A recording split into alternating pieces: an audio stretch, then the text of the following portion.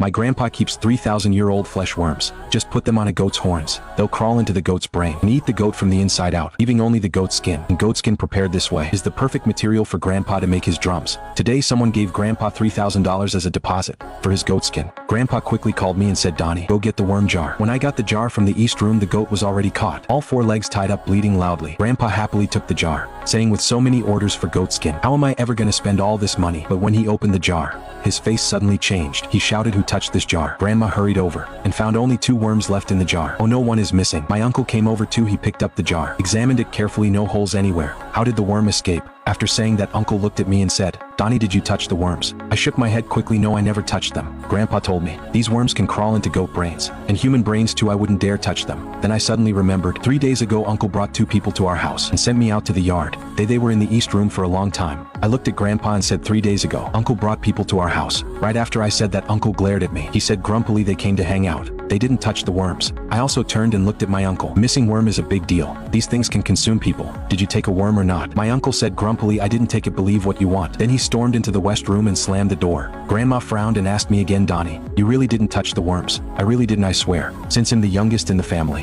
whenever something breaks or goes missing at home, they always suspect me. "Old man, are we still making the drum?" Grandpa glanced at the goat on the ground. "Well, do it later. I need to find the worm first." After saying that, Grandpa went out of the yard. Grandma untied the goat on the ground and put it back in the pen. Suddenly I heard a scream from the west room. It was my uncle's voice. I rushed to the west room and saw my uncle writhing in pain on the floor. There was a hole in his left arm, about the size of a fingernail. He yelled, "Go get your grandpa quickly." A worm crawled into my arm. When Grandpa rushed back and saw it, he quickly grabbed an axe, then held my uncle's left arm and said loudly, "Play, we gotta keep this quiet." My uncle was trembling all over in pain, his face pale. He said, "Hurry up, Chop, I can't hold on." Grandpa swung the axe with a thud, and uncle passed out. Then Grandpa carried uncle to the donkey cart to take him to the hospital. Grandma got on the cart too. Before leaving, Grandpa said to me, "Donnie, go stay at Uncle Frank's tonight, don't stay home alone." After they left, I thought about going back inside and saw all the goats in our pen lift their heads. They were staring right at me. It made me really uncomfortable. I ran to the west room and closed the door. Uncle's arm was still on the floor, but the arm was completely hollowed out. Only a flap of skin remained. The worm was gone too.